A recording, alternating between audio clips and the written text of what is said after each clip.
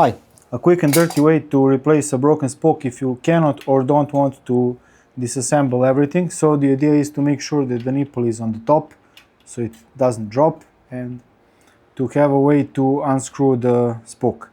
You can twist it to make it like a turning lever, but since I want to be able to more accurately measure the length from the breakage point to the end, I will try to keep it intact. So let's see.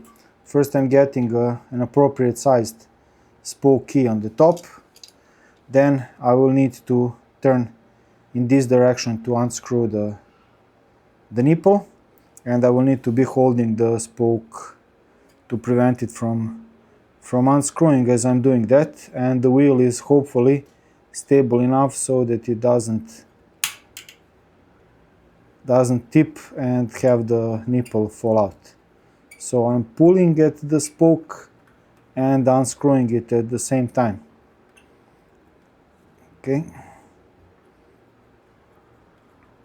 This is not a officially sanctioned procedure. I'm not recommending, I'm not saying that you should do this. This is just what has worked for me so far. So we have the spoke. Now let's see about its length. So it broke at the elbow, and I will be measuring it from the elbow all the way down. So let's see. 252 roughly. So 253 or 4. Okay, let's try to get it as straight as it is. 254. I think that would be a safe bet here. Okay. So here we have a matching spoke. We can double check. Put them side by side and double check. Yes, that looks like it is the right size. Okay, let's give it a go. So it goes through here. I need first to lace it, hopefully without the nipple dropping out. So I need to get it through here and then over this. Okay, that's it. Now let's see.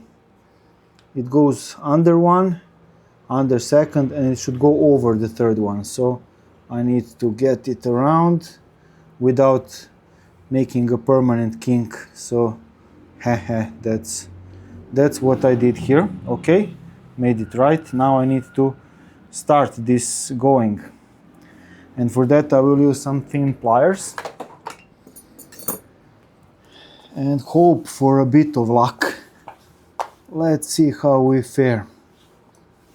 So need to get it bent a bit so that it gets in there, and I'm still holding it bent a little bit as I am trying to get this nipple started on it. Okay, it's starting good. Now I can get this out of the way.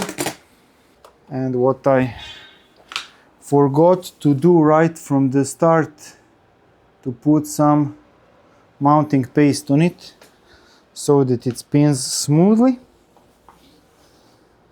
And now I can get the nipple wrench over it, and so this is upside down, so I'm screwing it in onto the nipple in onto the spoke, and hopefully here it's reaching tension now. Let's double check here. Okay, so in this case I think that I should have went with a longer spoke, that the original spoke was too short. So that's the thing I can see here. The threads are still shown. That's too little engagement in the nipple, but the basic principle is the same. I would now pick a longer spoke, use the same principle, and then through the wheel. Now let's just show how it would be removed. I already showed it, so won't keep your time. Too much noise outside.